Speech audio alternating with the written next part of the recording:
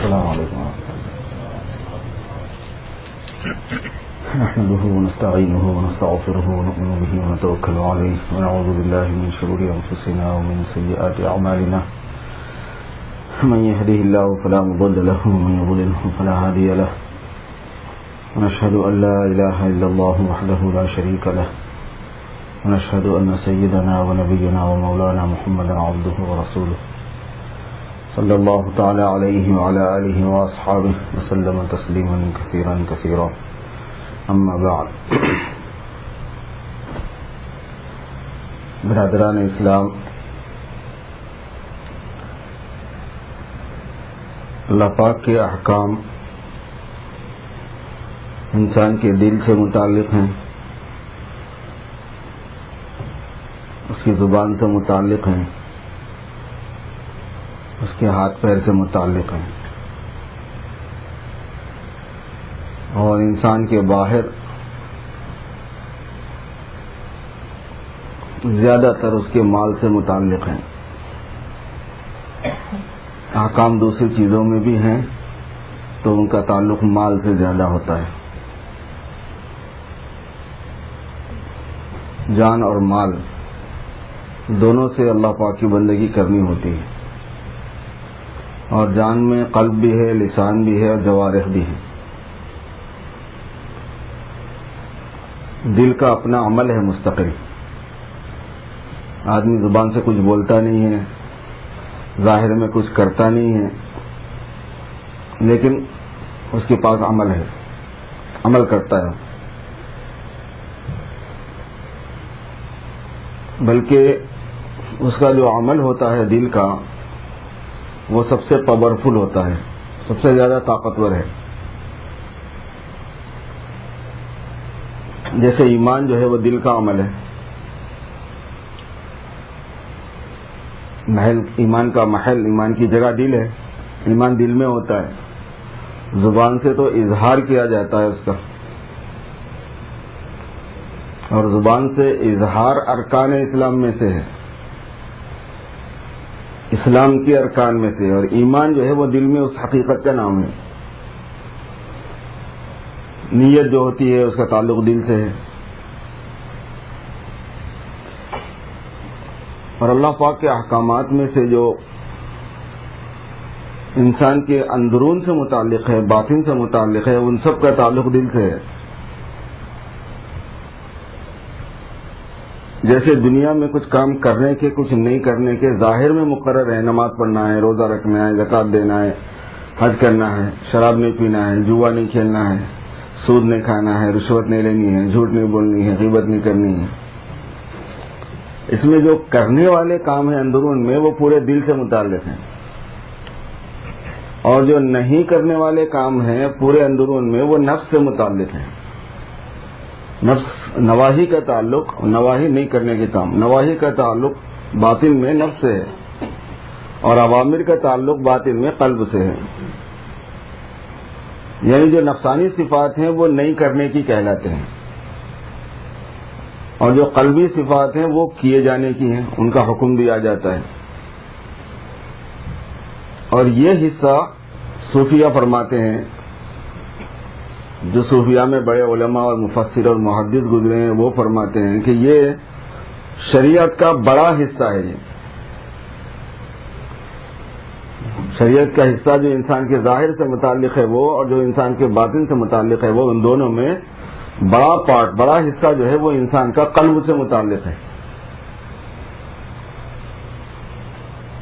قلب سے متعلق جو حصہ ہوتا ہے اسلام کا، اس کا نام تصوف ہے. اور ظاہر سے متعلق جو حصہ ہوتا ہے، نظر آنے سے متعلق، اس کا نام فقہ ہے. اور دونوں میں اوامر اور نواہی ہیں، کرنے کے کام ہیں، نہیں کرنے کے ہیں،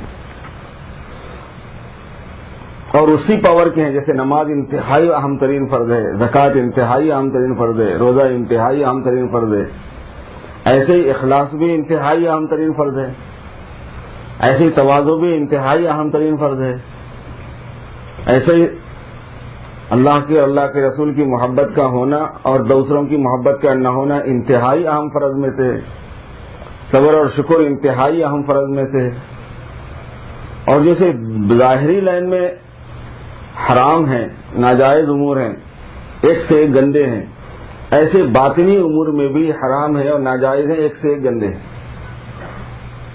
اور بعض چیزیں ایسی ہیں کہ ان کی گندگی کا احساس ہمیں ہوتا بھی نہیں ہے، ہمیں اس کا ادراک نہیں ہے کہ اس میں گندا پن کیا ہے، ایسی کیا گندگی ہے اس میں، ایسا ذہن کہتا ہے، کیونکہ وہ اس گندگی کو ہم جانتے بھی نہیں، فیل بھی نہیں کرتے.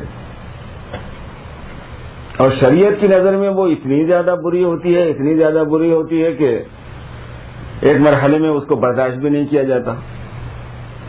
بعض ایسی چیزیں گندی ہیں کہ بالکل ہی برداشت نہیں کی جاتی. اب جیسے شرک اور توحید ہی کا مسئلہ ہے، شرک کی گندگی محسوس نہیں کی جا سکتی. اگر محسوس کی جانے والی گندگی ہوتی تو اتنے سارے مشرک دنیا میں نہ ہوتے. وقال الذين كفروا لو كان خيرا ما سبقونا الیہ، کافروں نے کہا کہ اگر یہ کوئی اچھی چیز ہوتی توحید تو یہ دوسرے لوگ ہم سے آگے نہ بڑھتے، ہم پہلے اس کو کیپچر کرتے، ہم پہلے لیتے اس کو، کیونکہ ہم سب سے زیادہ ذہین، فطین، سمجھدار اور ذکی اور بہتر انتخاب کرنے کا فہم رکھتے ہیں. یہ تھا ان کا کانسیپٹ. لو کان خیرا ما سبقونا الیہ، اگر یہ کوئی اچھی چیز ہوتی تو دوسرے لوگ ہم سے آگے نہ نکلتے اس معاملے میں. اس کی کوئی اہمیت نہیں ہے. اور جن گندگیوں کی اہمیت انسان محسوس نہیں کرتا، مذہب اس کو بتاتا ہے، وہ بہت زیادہ تاکیدی ہوتی ہیں،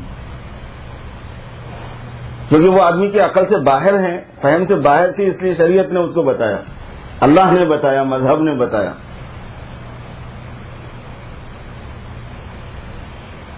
اب اتنی زیادہ گندی چیز ہے کہ شرک کا محل بھی دل ہی ہوتا ہے، جگہ اس کے مقابلے میں توحید کی جگہ بھی دل ہی ہے. اگر وہ کسی کے دل میں ہو تو اس کی پاکی کی کوئی صورت نہیں ہے. اتنا زیادہ گندا ہے یہ آدمی اندر سے کہ یہ پاک ہو نہیں سکتا ہے.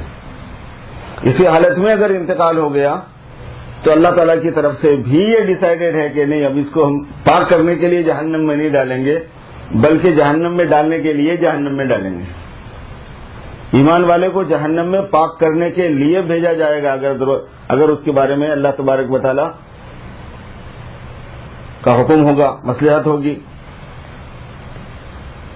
ایمان والے کے لیے جہنم جو ہے وہ لانڈری کی طرح سے، جیسے کپڑے دھونے کے لیے اس میں ڈالے جاتے ہیں، ڈالنے کے لیے نہیں ڈالے جاتے کہ اسی میں رکھنا ہے.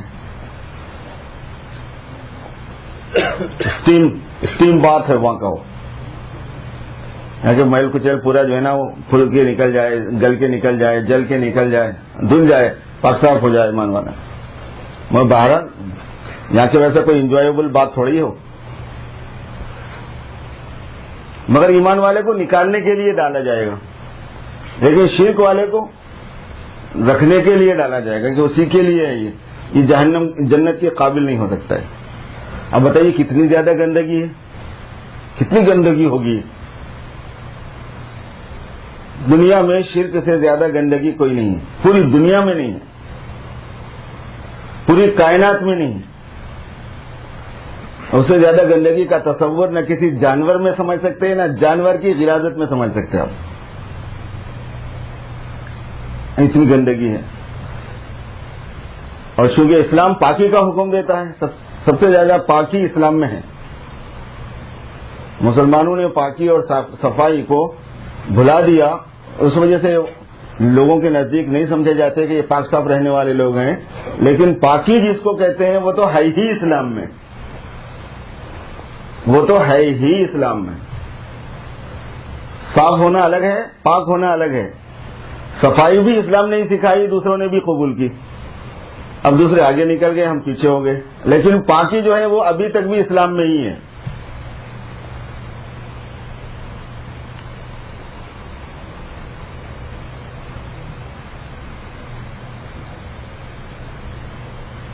حمام کو اگر بھر دیا، باتھ ٹب کو اگر پانی سے بھر دیا جائے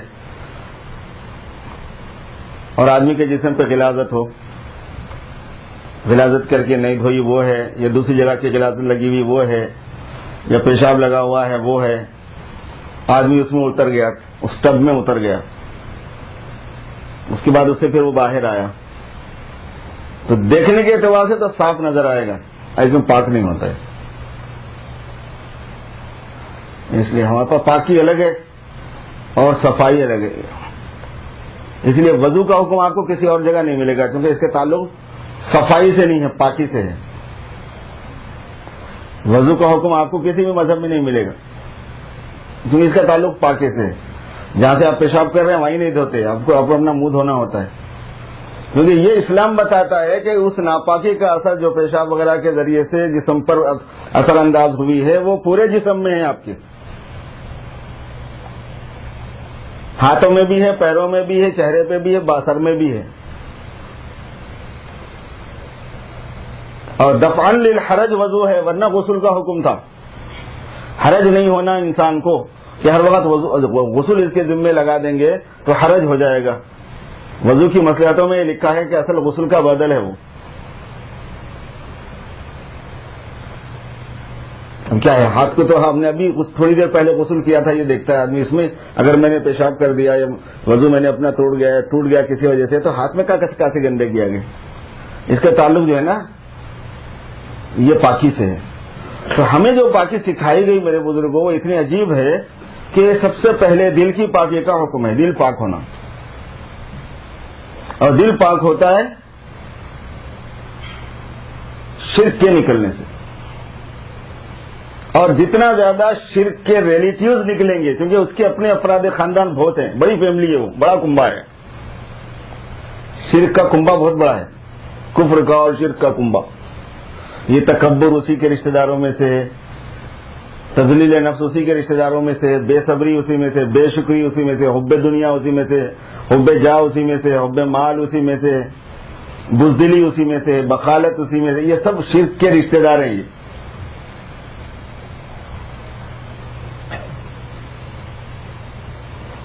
بعض ایسے ہیں کہ اصل خاندانی تعلق تو نہیں ہے، مگر ہو جاتا نا دوستی ہو جاتی ہے کسی سے، ویسی کیفیت ہو جاتی ہے.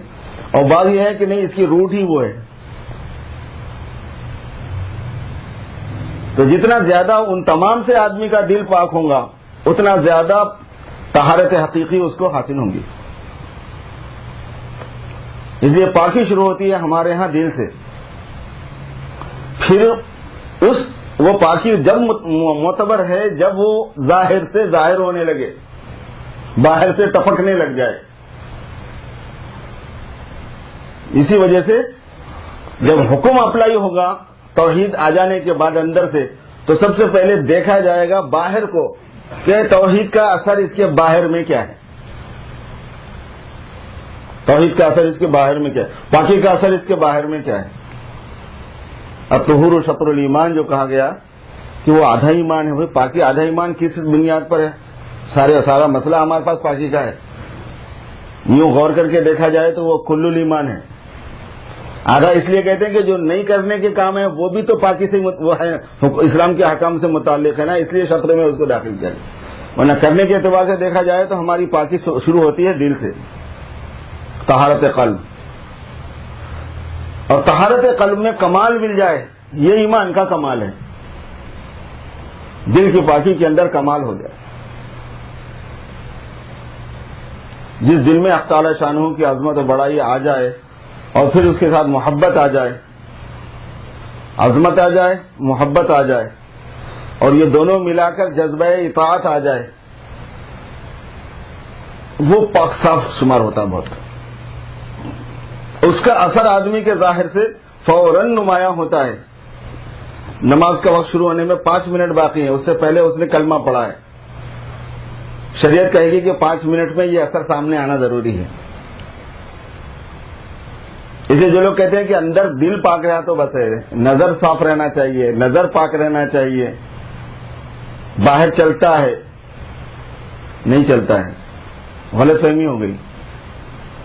پڑھا لکھا کچھ نہیں، دین کے اعتبار سے جاہل ہے، اس لیے بول رہا ہے. اگر تھوڑا بھی علم ہوتا تو یہ بولتا کہ مقصر ہوں، میں کوتاہی کر رہا ہوں، مجھ سے غلطی ہو رہی، نہیں ہونا چاہیے تھا، بہت گندگی میں پڑا ہوا ہوں میں، بات نہیں بناتا. یہ اصل پاکی تو نظر کی پاکی ہے بھائی. نظر آپ کو کس نے کہا کہ جو ہے نا اصل پاکی نظر کی پاکی ہے؟ یہ تو نہیں کہا گیا کہیں بھی. ہم اپنی طرف سے بولے جا رہے ہیں کہ دل میں کچھ خیال نہیں ہونا چاہیے, ویسے آپ بیٹھو کچھ بھی نہیں ہوتا, ایسا تو نہیں کہا گیا ہم کو. معیار ہمارے پاس وہی ہے, ان کا حکم ہے اصل. تو اس لیے قرآن پاک میں جو ہے یہ ہے کہ وَذَرُوا ظَاهِرَ الْإِثْمِ وَبَاطِنَهُ, جو نہیں کرنے کے کام ہے جو ظاہر میں ہیں ان کو چھوڑو اور جو اندرون میں ہیں ان کو بھی چھوڑو. تو جو ظاہر میں ہیں ان کو چھوڑنے کا مطالبہ پہلے ہے, کیونکہ جب دل میں پاکی آئی ہے تو اس پاکی کا فوری اثر آپ کے اختیار میں آپ کے باہر سے شروع ہو جاتا ہے. میرے اختیار میں میرے باہر سے شروع ہو جاتا ہے. اور یہ مضمون میں گزشتہ جمعے میں غالباً عرض کر رہا تھا کہ اوامر اور نواہی میں کیے جانے والے کاموں اور نہیں کیے جانے والے کاموں میں میرے دوستوں نہیں کیے جانے والے کاموں کی بڑی اہمیت ہوتی ہے. منکرات کہتے ہیں ان کو, امر بالمعروف نہیں عن المنکر, کرنا اور نہیں کرنا, ان کی زیادہ اہمیت ہوتی ہے بہت. اور امت میں عجیب بات یہ ہے کہ منکرات کی تفصیل جاننے کا شوق ختم ہو گیا. بھائی نہیں کرنے کے کیا کام ہے, انلیگل کیا کیا کام ہے. لیگل کو تو جانتے ہیں بہت سے لوگ, لیکن انلیگل کو جاننے کا کوئی اہتمام نہیں رہا. اچھا, چونکہ بہت سے انلیگل کاموں میں ہم ہوتے ہیں, مذہبی انلیگل مراد ہے یہاں پہ,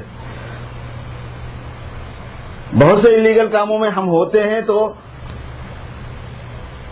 بیان کرنے والے بھی, وعظ کرنے والے بھی, تقریر کرنے والے بھی, دعوت دینے والے بھی, خطبہ پڑھنے والے بھی, یہ سب جو ہیں یہ سناتے نہیں ان انلیگل کاموں کو کہ سامنے بیٹھے ہیں سارے برا مان جائیں گے, نوکری چلی جائے گی, تعلقات خراب ہو جائیں گے, لڑائی ہو جائے گی, پھڈا کر لے گا, بہت سے مراحل ہیں اس کے, دوستی ختم ہو جائے گی. حالانکہ ایک مسلمان کو جس چیز کی فکر ہونی چاہیے وہ یہ کہ اگر کسی وجہ سے میں دین کے کاموں میں کمزور ہوں, کچھ باتوں میں, تو کمزوری کیا ہے اس کو میں جانوں اچھی طرح سے کہ بھائی اسے مجھے معلوم تو ہو جائے, آج نہیں تو کل توبہ کر لوں گا میں.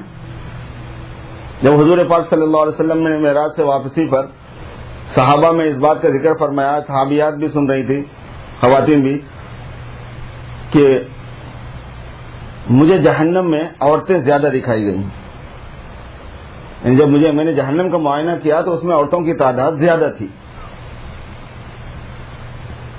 آپ نے یہ سنایا, خواتین بھی سن رہی تھی, مستورات بھی, وہ برا مان جائیں گے بلکہ آپ نے نہیں سنایا, ایسا نہیں کیا.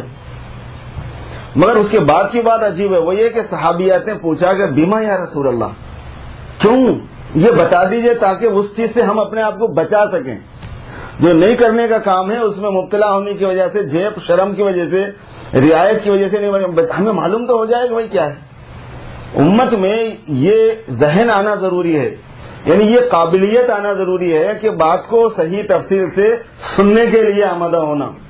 اچھا بھائی بتا دو ہے کیا. میں اصل میں ایک چیز چاہ رہا ہوں, اس کے واسطے تھوڑا سا ذہن بنا رہا ہوں, گراؤنڈ بنا رہا ہوں. وہ یہ کہ جو نہیں کرنے کے کام ہیں وہ ڈیٹیل سے سننے کے عادی ہوں تھوڑا ہوں. بہت سے ایسی چیزیں ہوں گی جب ان کا ذکر آئے گا تو ہم میں سے شاید ہی کوئی ہے جو اس میں مبتلا نہیں رہتا.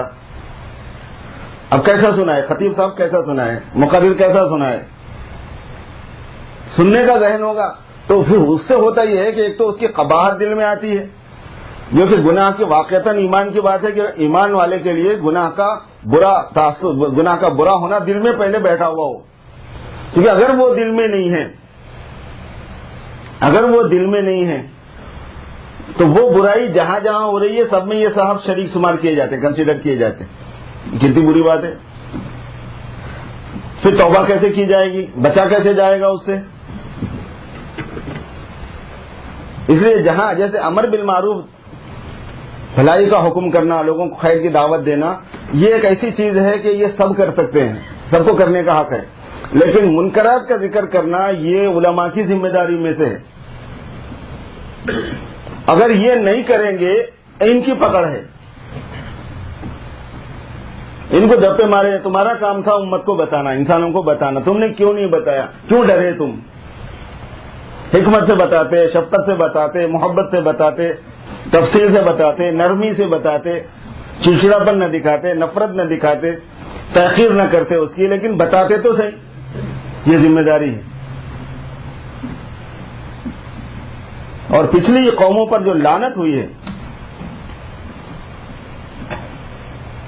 اللہ تبارک و تعالیٰ نے قرآن پاک فرمایا کہ لعنت ہم نے اس لیے کی ہے کہ وہ جو نہیں کرنے کے کام ہیں ان سے ایک دوسرے کو روکا نہیں کرتے تھے۔ کانوا لا یتناہون عن منکر فعلوہ لبئس ما کانوا یفعلون لعن الذین کفروا من بنی اسرائیل علی لسان داؤد وعیسی ابن مریم ذلک بما عصوا وکانوا یعتدون کانوا لا یتناہون عن منکر فعلوہ۔ لعنت کی اللہ نے حضرت داؤد علیہ السلام کے ذریعے سے اس وقت کے لوگوں پر، عیسیٰ علیہ السلام کے ذریعے سے اس وقت کے لوگوں پر، کافروں پر، کیوں نافرمانیوں میں مبتلا ہوتے تھے اور ان نافرمانیوں سے روکا بھی نہیں جاتا تھا۔ امت کے اندر سب سے اہم ترین بات یہ ہے کہ جو اللہ کی ناپسندیدہ باتیں ہیں اس کو بھی جاننے کا تحمل ہو، برداشت ہو کہ بھئی ٹھیک ہے یہ اللہ کو پسند نہیں ہے۔ کون کون سی چیزیں ہیں وہ جو اللہ کو پسند ہے، کون کون سی چیزیں جو حرام ہیں۔ اس کا نتیجہ کیا ہوا پتہ ہے؟ اس کا مذاکرہ نہیں ہونے کا نتیجہ یہ ہوا کہ جو برائیاں ہیں وہ برائیوں کی برائی ذہن میں نہیں ہے اور اس کی حلت و حرمت کے بارے میں شک ہے، یہ پتہ نہیں حرام ہے کیا نہیں ہے، یہ ناجائز ہے کیا نہیں ہے، یہ خلجان ہو گیا امت کو۔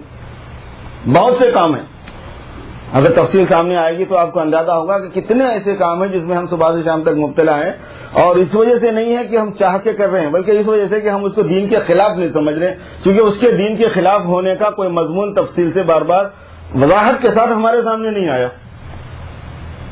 اگر اس کی تفصیل سامنے آئے تو وہ جو مسلمان دین کے دوسرے کام اہمیت کی وجہ سے کر رہا ہے یہ کام کیوں نہ کرتا بھائی، یہ بھی کرتا ہے۔ اس کا مطلب یہ ہے کہ بچپن سے ماحول ایسا ملا، جہاں پڑھنے جاتے تھے وہاں ایسے ہیں، جہاں جنا والا جاب کر رہے نوکری کر رہا وہاں ایسے ہیں، شادی بیاہ ہوئی تو ایسی جگہوں پہ ہوئی، اب اندازہ نہیں ہے کہ یہ بھی کوئی بری بات ہے، یہ ہو رہا ہے۔ اور وہ ایسی چیز ہے کہ قانونی اعتبار سے، اسلامی اعتبار سے غلط ہونے کی وجہ سے پورے نیکیوں پہ پانی پھر جاتا ہے اس سے۔ اچھے کاموں پر بہت سے برے کاموں کی خصوصیت یہ ہے کہ وہ اچھے کاموں کے ثواب کو ختم کر دیتے ہیں۔ بہت سے برے کاموں کی خصوصیت، نماز نہ چھوڑنا، نماز پڑھنا فرض ہے، نماز چھوڑنا ایک برائی ہے نا، لیکن اس برائی کی کیا خصوصیت لکھی ہے حدیثوں میں؟ اس کی خصوصیت یہ لکھی ہے کہ نماز چھوڑنے والے کو دوسرے عملوں کا ثواب نہیں ملے گا۔ بہت سے لوگ کہتے ہیں کہ وہ مخلوق کی خدمت میں ہم یہ ثواب کر رہے ہیں وہ ثواب کر رہے ہیں، آپ حدیث شریف دیکھ لیجیے اٹھا کے۔ نماز چھوڑنے والے کے لیے نہ اس کے صدقات کا ثواب ملتا، نہ اس کے روزوں کا ثواب ملتا، نہ اس کی زکات کا ثواب ملتا، نہ اس کے حج کا ثواب ملتا، نہ اس کے عمرے کا ثواب ملتا۔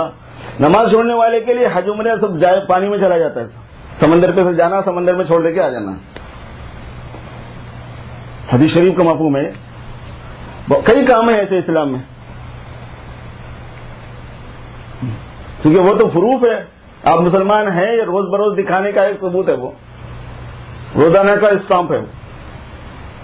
تو اسی لیے ایک ذہن یہ بنانا ہے، ہم سب کو ہونا چاہیے، ہر موقع پر ہی ہونا چاہیے پوری امت میں، کہ جیسے اللہ پاک کے احکامات کیا ہیں ان کی تفصیل ہمارے سامنے آئے، ایسے اللہ تبارک و تعالیٰ کے محرمات کیا ہیں، نہیں کرنے کے کام کیا ہیں، بھائی ان کی بھی تفصیل سناؤ کبھی، عقائد کی لائن میں، عبادات کی لائن میں، معاشرت کی لائن میں، معاملات کی لائن میں، اخلاق کی لائن میں، عام زندگی میں، سماجی زندگی میں، معاشرتی زندگی میں جتنے نواحی ہیں ان سب کا ذکر بھی تفصیل سے ہو جانا چاہیے، اور کم از کم ایک ایک مرتبہ تو آدمی کو سب کی ڈیٹیل سننا چاہیے، معلوم ہونا چاہیے کہ اگرچہ کہ ہم اس برائی میں نہیں ہیں تو بھی معلوم ہو، چونکہ ہم کو بعض مرتبہ لوگ کنفیوز کر دیتے ہیں اور ہم لوگوں کو کہہ نہیں سکتے اس برائی کی اہمیت ہمارے ذہن میں نہیں ہونے کی وجہ سے۔ تو یہ ہے کہ چاہے وہ دل سے متعلق ہوں، چاہے وہ زبان سے متعلق ہوں، چاہے وہ جوارح سے متعلق ہوں، چاہے وہ مال سے متعلق ہوں، ان سب میں جو کرنے کے کام ہیں جیسے وہ ہم سنتے رہتے ہیں، ایسے جو نہیں کرنے کے کام ہیں تو وہی سی ان کی تفصیلات بھی ہمارے سامنے آنا چاہیے۔ اللہ کرے کہ جب یہ ہمارے سامنے آئے تو ہمارے لیے تعامل کرنا آسان ہو جائے اور ہم اس کو سن سکیں صحیح طریقے پر، قبول کریں اس بات کو، پھر توبہ کرنا تو میرے دوستوں بڑا آسان ہوتا ہے۔ تعالیٰ شان ہم سب کو عمل کی توفیق۔